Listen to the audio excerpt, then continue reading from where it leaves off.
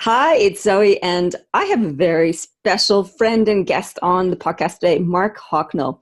And Mark is the chief licensee and facilitator of Australasia for Stacey Barr's methodology called PUMP. And I have Mark come along to the Leaders Edge Mastermind for each group, and he does a one-day masterclass with them on evidence-based leadership, teaching CEOs and their senior executives how to craft KPIs and measure what matters most. And it's a whole sequence of activities that we do during the day. But Mark's facilitation and the PUMP methodology in particular, and evidence-based leadership from the book Prove It that Stacey Barr wrote, has been fundamentally business changing and life changing and leadership changing in all the work that I do with my clients. It's something that I can't stop and won't ever stop recommending. And I'm super excited to have Mark on the call. And we're talking about one of these bugbears that's been driving me nuts for years. And it's the question that I get a lot from boards and from CEOs, as in what makes good KPIs for CEOs? And should CEOs have KPIs? Well, they don't ask me that. They believe they should. The conversation I'm going to have with Mark is going to rattle the cage on that one. So I'm pretty excited to have him here. So welcome, Mark. Hi, Zoe, and thanks for inviting me along. I'm keen to chat with you about these things, and I'm keen to share all these ideas with your audience. Thank you. Yeah, me too, because last time I picked you up from your accommodation to drive you out to the venue for the mastermind, and we just had a bit of a rant and a rave around some of these topics, so I thought we need to get this on the podcast and out there in the public domain, because these are really important issues that haven't had a lot of great answers out there in the public with how do we measure performance of CEOs. And given the Royal Commission, there's so much going on that is terrible when it comes to KPIs and results and measures and governance and its effect on culture and its effect on servicing clients. But before we get into all that, people love to know a little bit of background about the people that I bring to the podcast. Can you give us a little bit of overview of how you got to where you are right now? What's your life and leadership journey to date? Okay. I guess my professional career started when I started working at Suncorp, and I worked there for 14 years. So in financial services, and I think Suncorp's one of the banks that's dodged a few of those things in the Royal Commission. But I was there for 14 years and started off in team leader roles in sales and service, and eventually ended up in senior management roles. Managed the call center for 3 years. And in the last 3.5 years, I was there, implemented massive change around customer strategy and all finance. So did a lot of technology projects, change, but it was always on the customer side of the business. And KPIs everywhere. We had data, we had reports, we had everything going on. And I did an MBA towards the time that I finished at Suncorp. So completed an MBA and then came out into the big wide world outside Suncorp. And I was there for 14 years. But I started then teaching at QUT at the Graduate School of Business, because when I did my MBA, they invited me back to develop a couple of subjects. So I did that. And I also started to work in a couple of small businesses and helping them bring about the change that they required. And then it dawned on me that I actually enjoyed this change aspect. So I ended up becoming a consultant. So I did management consulting for 10 years in a management consulting firm. And now I work for myself, which I've been doing that for 3.5 years, focusing on PUMP, performance measurement, evidence-based leadership, and also helping people become more customer-centric in their business and get the benefits from that. But I was 2 years into management consulting before I met your friend and my friend, Stacey Barr. And 2 years into management consulting, after being 14 years in a corporate, I thought I knew everything about managing performance and KPIs and all that sort of stuff. But when I learned the KPI PUMP methodology, it just blew me away, because there was nothing else out there that was like it. I went back to all my textbooks at uni and went, how come we didn't talk about this at university? But we did talk about it, but we didn't have the framework of the PUMP methodology to guide us, and it was quite profound. So I've been a convert of PUMP then for at least 10 years, and I've been working with the methodology with clients and with Stacey's clients for that period of time. Fantastic. It is, you read her work and you go, what the? I've been doing strategy, I've been doing measurement wrong the whole time. How would you summarize the difference in terms of what you learned doing your MBA and all the courses that you did and the practice that you that you had as a consultant. How would you describe the key difference between the pump methodology and everything else out there? Well, it's the word that we're using. So pump is a performance measurement process. So it's the process that Stacey's developed, and it's a methodology for measurement and for KPIs. Okay. So I think back to my early days at Suncorp when we used to run projects, but we never called them projects at that time. We just did stuff, and we didn't really have methodologies for projects. So then we learned project methodologies. We learned about the tools, the templates, the planning, the process, the language of what is a project and how you take a project through its phases and get to the conclusion. And we tend to accept project methodology now as you wouldn't think of running a project or an initiative without having a methodology behind it. And yet, we all have used KPIs, and when I was at Suncorp and even subsequently as a consultant, we all use KPIs and measures, but we're doing it from our own gut feel, what we've learned in the past, rather than using a true methodology. And I use the metaphor of that like it's doing projects, or you're doing projects with a method. And it's a completely different way of doing it because you can get this consistent language. You got all the steps, the tools, the process about how to do it, and a consistent approach. Whereas one of my very first consulting jobs was consulting to Rio Tinto, and they engaged me to help them with their KPIs and their contact center. Yep. Because I'd had that experience back at Suncorp. And all I did, in hindsight, was a very good piece of work, but it was just me referencing my experience and then taking that experience and offering it to them in what they could be doing and the types of measures they could be using in their contact center. But now knowing the pump methodology, I would use a completely different approach. So I've gone from using my own gut feel to actually using a method now to get a better outcome for the business. Yeah, I love that. Gut feeling versus actually using a rigorous process that the way that I look at Stacey's work is it's reverse engineering what you want. So you start with the end game, the result that you want, and then you work backwards from there in determining how you're going to actually measure the things that matter in order to get to that end outcome. And it just makes so much sense. It makes so much sense. However, the question that most of us start with is like you started off with, what's a KPI for the CEO? It's the wrong question, because we immediately start saying, what is the KPI or what is the measure? Whereas we haven't yet figured out what it is we wanted to measure, which is the outcome. Yeah. And I find that because, like me, most people use their own experience or their gut feel or what they've learned from other managers over the years about what to do with KPIs. You end up with 6 people in a room having a discussion about KPIs, and everyone's got a completely different context of where they're coming from about what they think measurement is and what KPI should be and how you apply them. So when you use a methodology, it takes all that away. Everyone's on the same page. We've got a disciplined approach about how we get to the outcome. I love that. So I love the fact that you take the question, what should the KPIs be for a CEO, and go, wrong question. That's right. That's right. So let's change the question a little bit. Should CEOs have KPIs? I don't think they should in the context of how we currently think about KPIs. So I imagine most people, so when I talk to people about KPIs, most people say, yeah, a KPI is I've got to get 90% of something, or I've got to get 100% of my quota, or I've got to get 75% of this, or get this work done within 5 days, or something like that. We tend to think of KPIs as targets. And what is a target? So a target has to be then a performance measure that we've added a target onto it. So let's take an example then. I mentioned the contact center. Most contact centers have some sort of targets around a grade of service.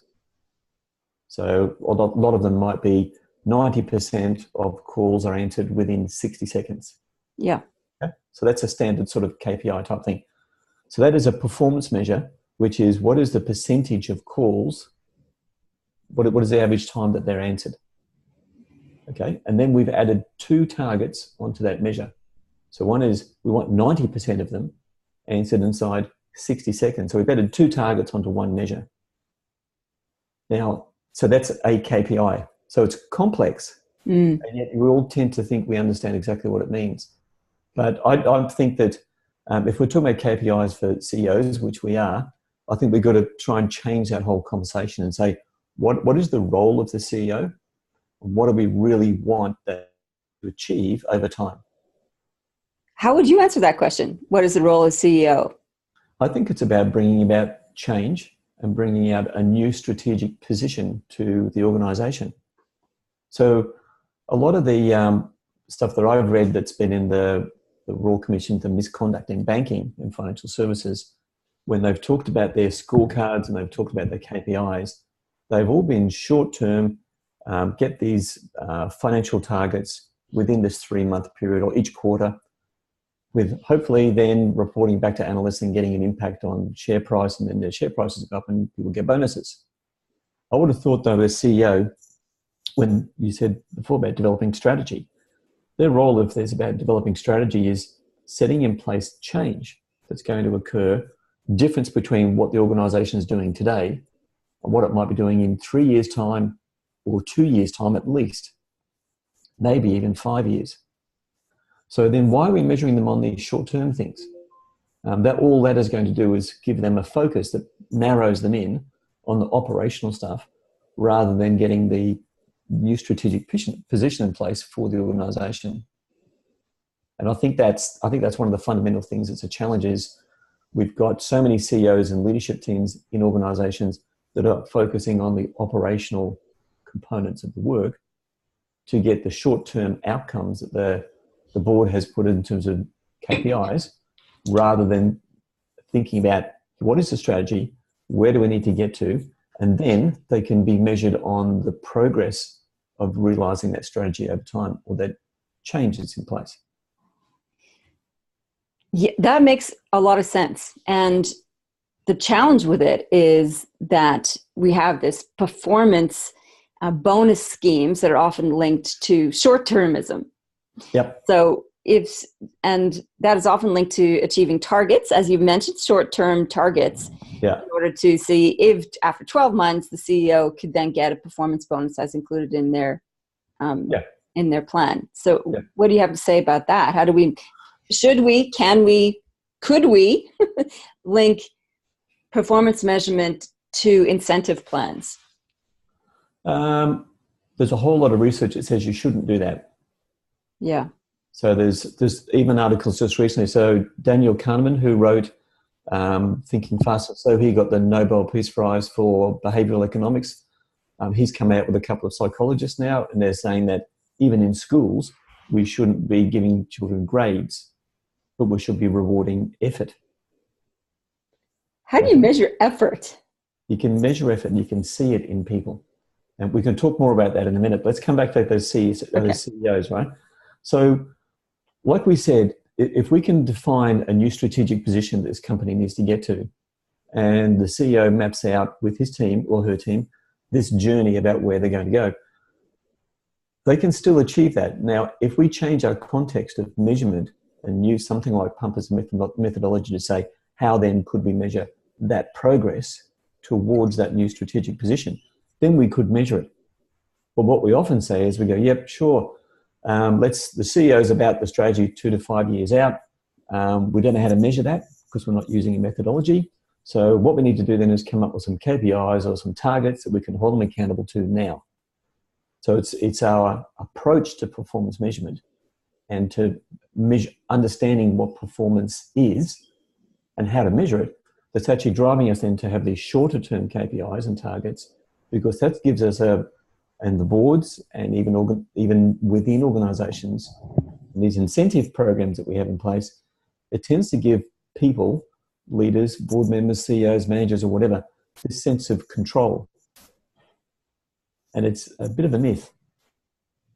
Most times when we give people targets to achieve, most times they achieve them. That's true, because there's a lot hanging on the outcome. There's a lot hanging on the outcome. But we've also learned that what we need to do is negotiate those targets and make sure that we get people to agree to them. Well, when we get into those negotiations, as a target, I typically am committing to what I know I can deliver. Yeah. So therefore, there's no real stretch. Okay, so if I'm going to paraphrase what you just said, setting targets, especially as they relate to performance bonuses, actually shrinks people's performance because they just work towards the achieving the target as opposed to exceeding it. Yes, Mm. that's my experience of it. But there's two other problems that occur. And Donald Wheeler in the book Understanding Variation, or Understanding Variation, sorry, it's called. Um, he said that when we give targets to people or set a goal on someone, there's three things that the individual can do. One is that they can strive to improve performance to get that stretch target. The second one is that they can manipulate the measure. Yeah. And the third one is that they can manipulate the system. Yeah. So what I find in where I've worked, so I've worked with probably about 80 different organizations over the last 10 to 13 years. And what I find consistently is that people in organizations find it easier to manipulate the measures and manipulate the systems to get the outcome that the managers want, the KPI, rather than actually improve. Because the time frames are short, everyone's got a day job to do, and to get this change, it's often easier to fiddle with the numbers. And that's what we tend to do. So then there's a flow-on problem for that for managers, and I think this has happened to come out through the Banking Law Commission that you've mentioned, is that people then start to believe the numbers that they're being fed. Yeah. And they may not be accurate. Yeah, because they've been jimmied, or the system's been jimmied. Yep. So therefore, managers then are looking at a measurement system to understand what's going on inside their organization. And what they're seeing is the data and the numbers that they want to see, which are the targets that they've set. But what's really happening is the underlying performance isn't really at that level.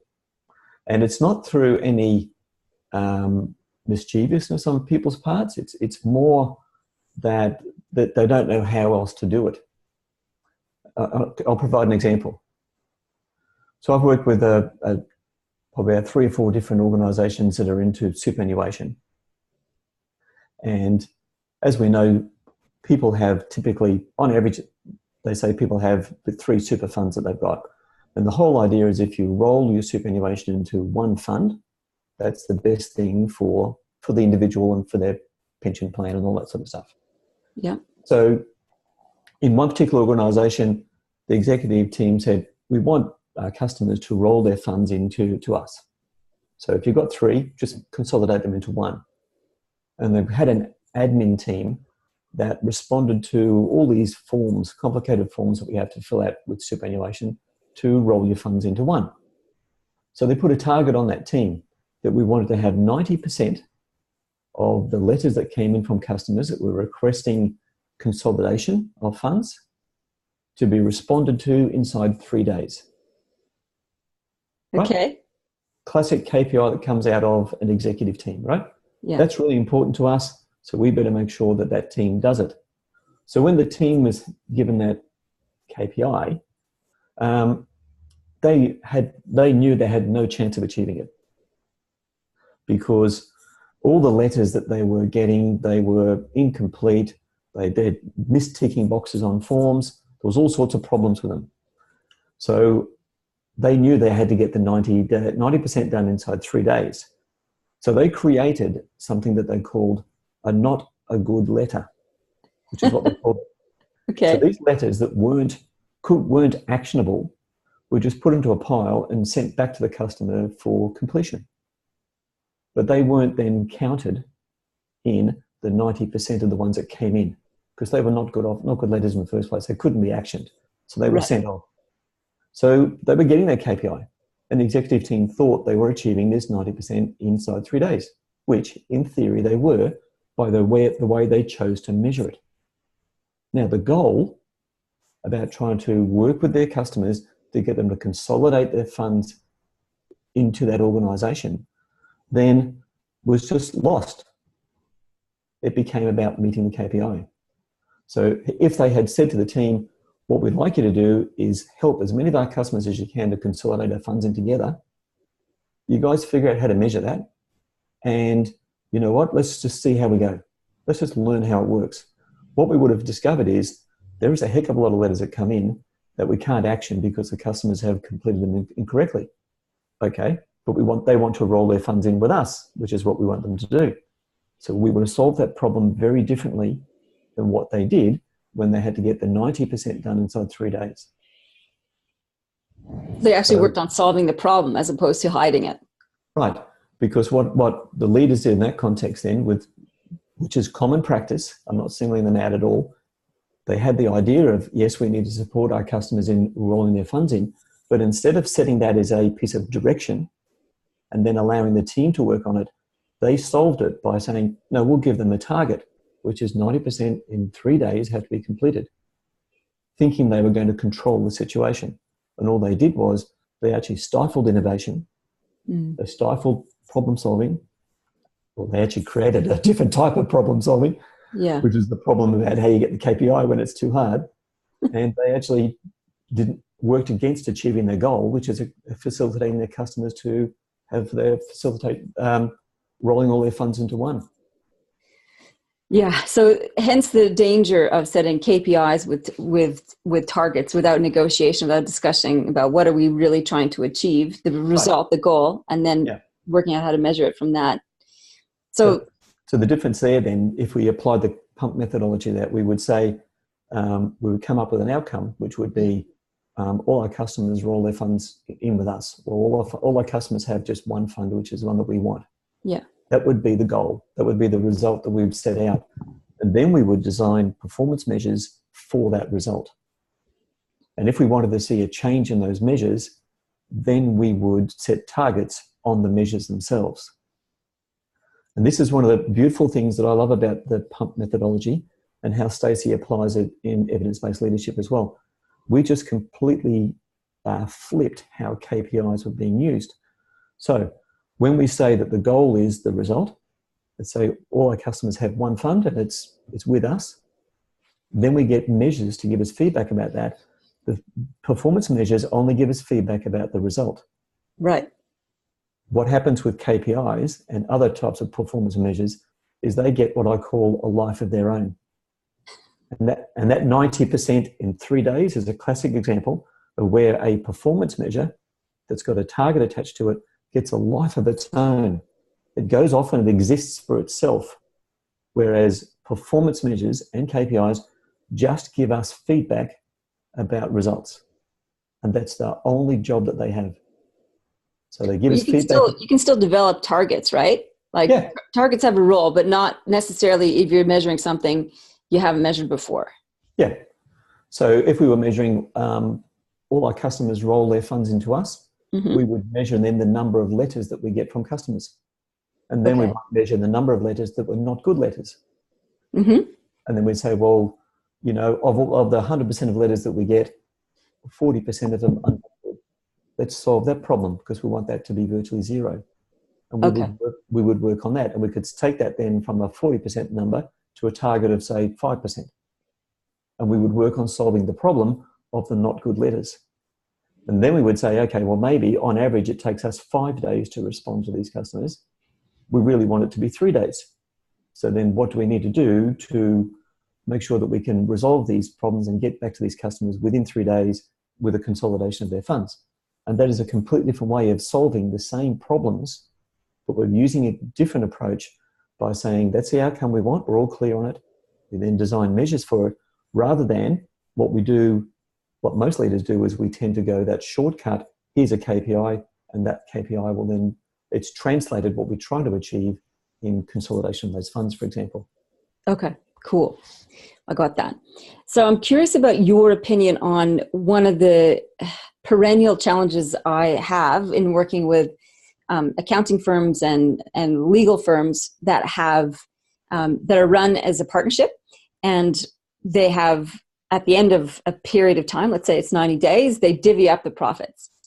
And they often link those divvying up equations to individual performance, i.e. number of hours billed.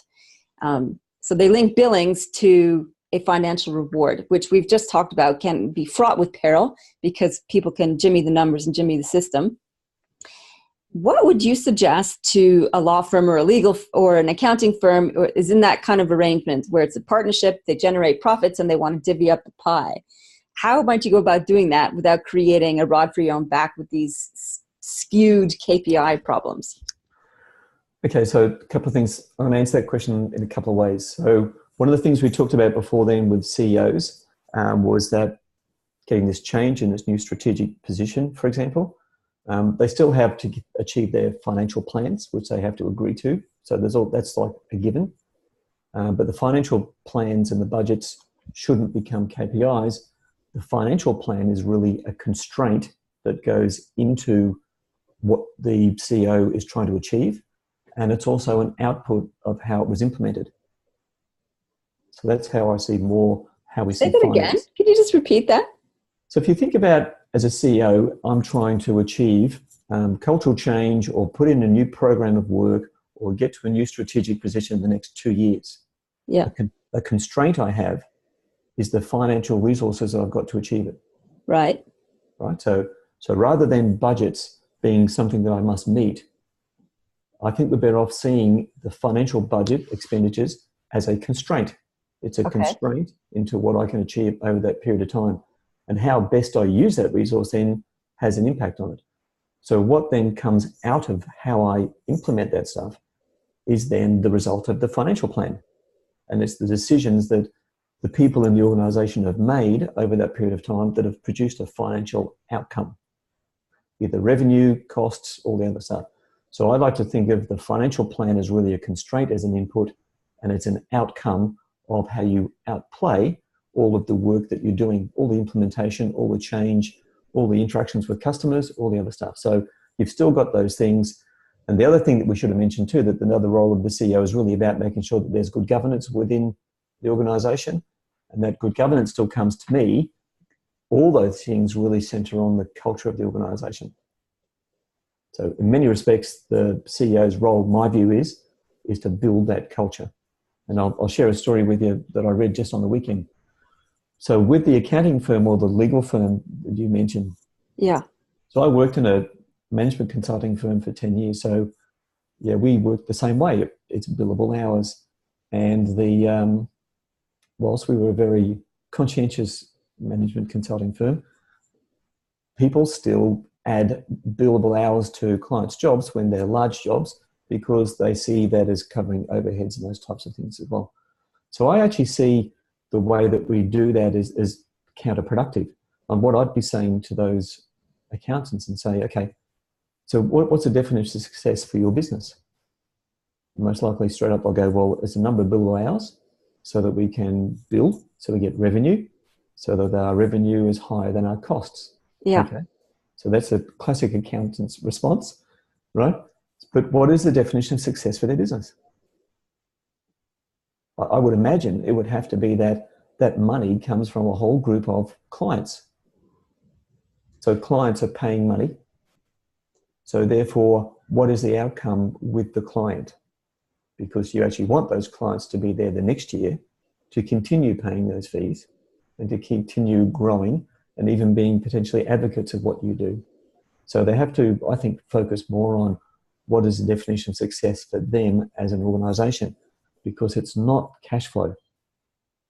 Yep, businesses need cash flow to survive, but the cash flow comes from how they implement strategy, how they engage with their customers, and they're the bigger picture things that I feel that CEOs and leaders should be focusing on as much as or more than the dollars themselves. So if I'm thinking about my husband's firm, he's a family lawyer. They aren't necessarily looking like accountants to have their customers come back every year because, you think you do a divorce and you're done, at least for a few years, hopefully. So I guess, how do you apply what you've just said for accountants to that kind of professional service firm? Okay, so let's assume that everyone only gets divorced once, and so your husband then says, well, okay, all of my clients are one-off clients. I don't see them again. Okay, fine. So where do all the new clients come from? Referrals. Okay. So it is far more than about the billables. It is far more about the outcome that the client gets. But as we all know, it's far more about the experience that the client has on the journey through to get to that outcome.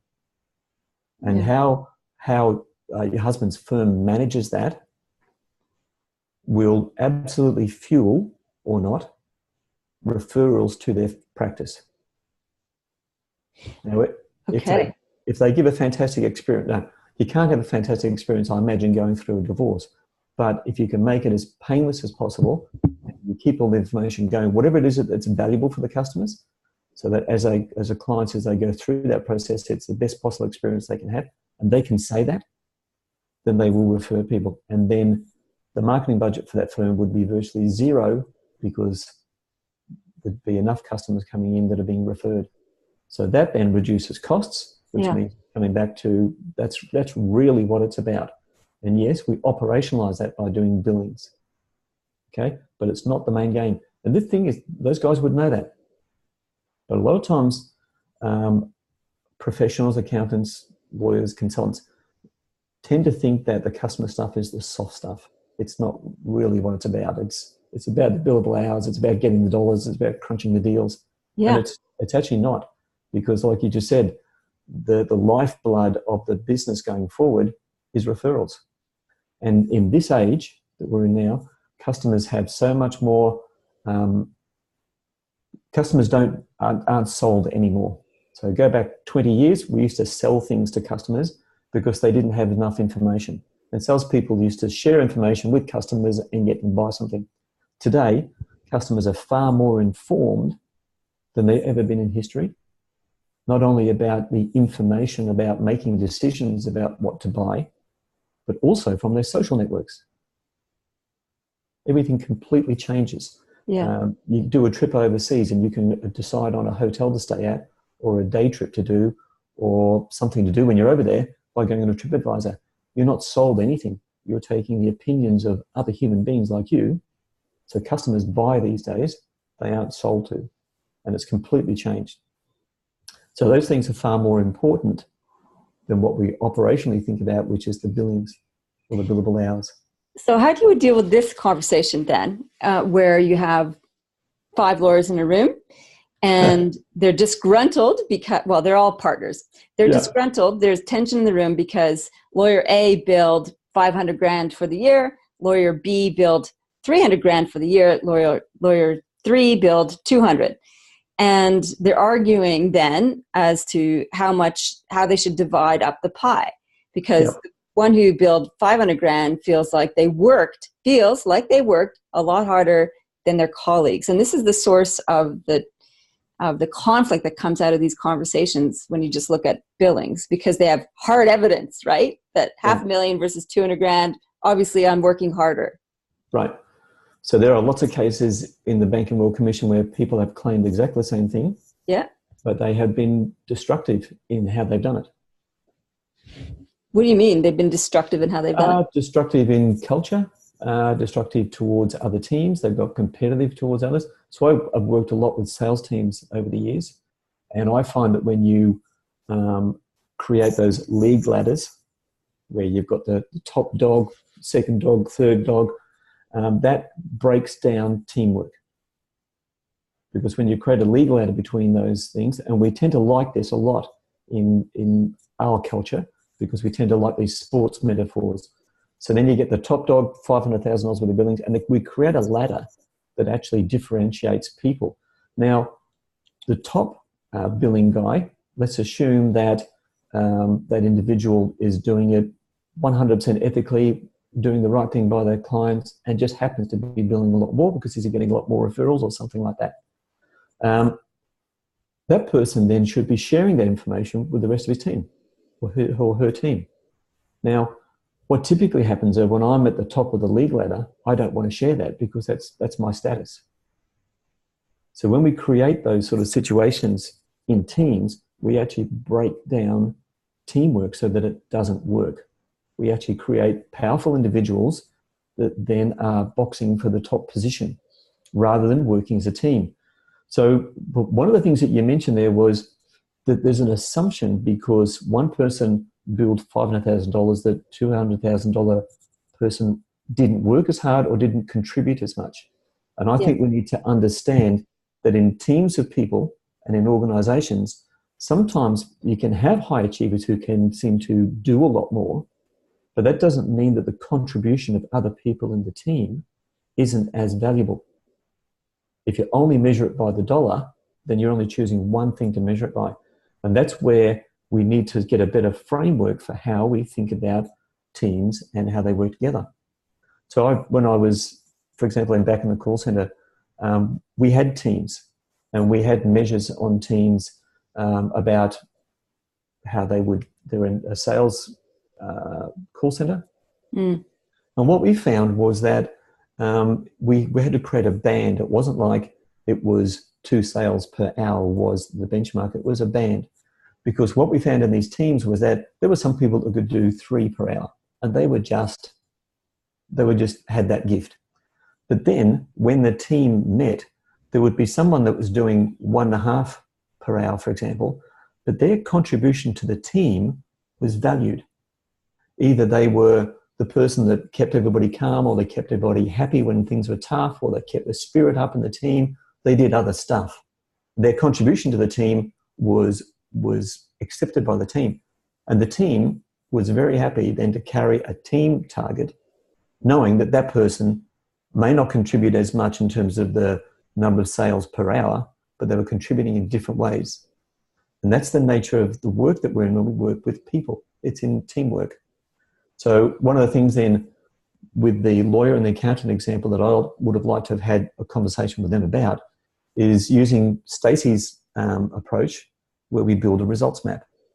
Mm-hmm. When we build which we've used with your masterclass groups as well. So yeah. when you create a results map, what you're doing is you're moving away from the success is the number of billable hours or the revenue that came in to, hang on, there's a few things that we need to get here which will lead to success for our organization. We want all our clients to be advocates of what we do. Yeah. There will be a stack of measures for that. We want to be a profitable business. There will be other things. We want to be have a culture, workplace culture that people are engaged in their work. But there would be a number of things. So what we do then is we build those causal relationships between those results. And when we build those causal relationships, then we understand the framework that we're operating within. And it's not just about one measure, because one measure is only giving us feedback about one of those results. I think this is so fundamental, and I think you got to the crux of it with explaining the results map. Is I work with 4 legal firms, and they have this same conversation and same challenge. You know, how do we reward and recognize people, and how do we deal with underperformance when it's all about billable? So I think when we deconstruct it and we look at a whole organization as an organism, a yes. system, yeah. then we can see the interplay, which is what the results map does. It shows, well, it's not just about this one aspect of the business, it's about all these other elements that come together. And it changes the way that you look at your colleagues. It changes the way that you look at the whole business in terms of how it performs. You actually care how the receptionist answers the phone because it flows into the system. You actually care about how the office looks because that flows into the system. And it's not just about the invoices that you send out anymore. That's one component of it. And I like what you just said. And a mantra that I often use, and it's very similar to what you just said, is that we call them organizations because they're full of organisms. I love that. That's a good quote. Now, if you take the organisms out of any one of those firms, nothing happens. They can have all the systems, they can have all the process, they can have results maps and measures everywhere. But if you take the organisms out of the business, there is no business. Yeah. And you and I know that if we walk into a client's office and there are people everywhere, you instantly get a feel for what the workplace is like. And that feeling is part of those organisms. That's the thing. And it's a curious thing. I've been reading through Charles Duhigg's book on the weekend, and I'm about halfway through, and it's The Power of Habit. And the story one of the stories that was covered off, I read it on Saturday, I think it was about Alcoa in the late 80s. And the aluminium business in the US, massive organization. And they appointed a new CEO, and his name was Paul O'Neill, and he came in the late 80s and he left in 2000. And the company, its market capitalization in that 13 years had risen 270 billion US dollars. My goodness. Now, when he started in the organization as the new CEO, he said what he was going to focus on was safety. And everybody went, this guy's crazy. He's got to focus on dollars. He's got to focus on revenue. He's got to focus on fixing sales, fixing customers. He's got to get the money right. He said, no, I'm going to focus on fixing safety. So then he got the whole organization to agree that safety was the thing that needed to fix.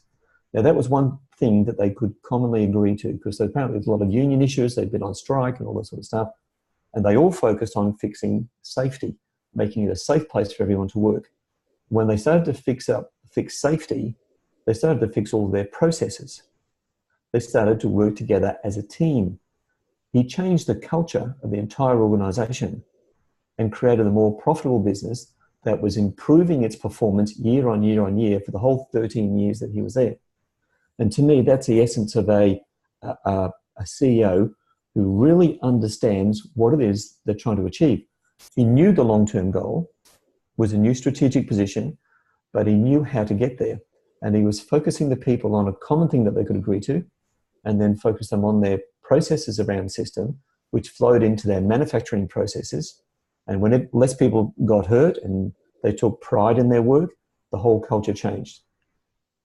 And by building a positive culture that was focused on something that nobody could see the causal effects from those things, that's when you got the causal relationships, and he understood those relationships.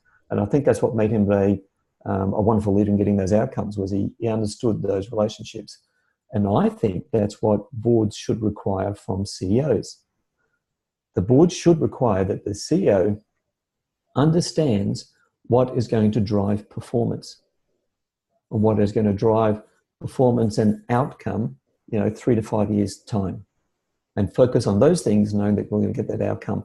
But we tend to not do that because we focus on these short-term KPIs. We get these operational metrics that we look at, and we focus on those things rather than recognizing, a lot of the times it is culture, about how you change and influence culture to get yourself into a different strategic position than what you are now.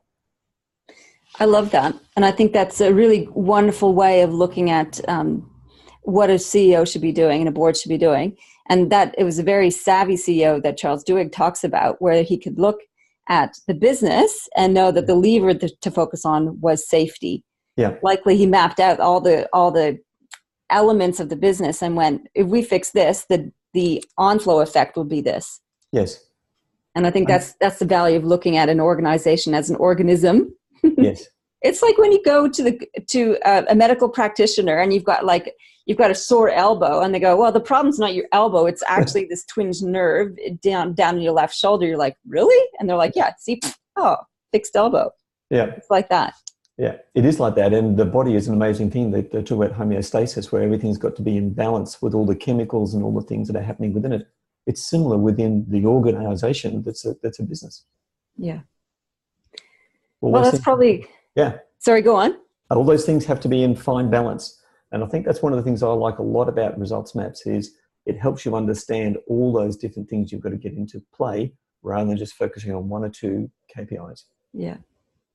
Fantastic. That's probably a great place to finish. This has been wonderful. I love I wonder what kind of response we're going to get to this, because it's edgy, it's controversial, and I'm really excited to bring this out to the world. And this is the last podcast interview of 2018, episode 99. So thanks for being a guest. Yeah. Thank you so much. Thanks very much. Thanks, Zoe.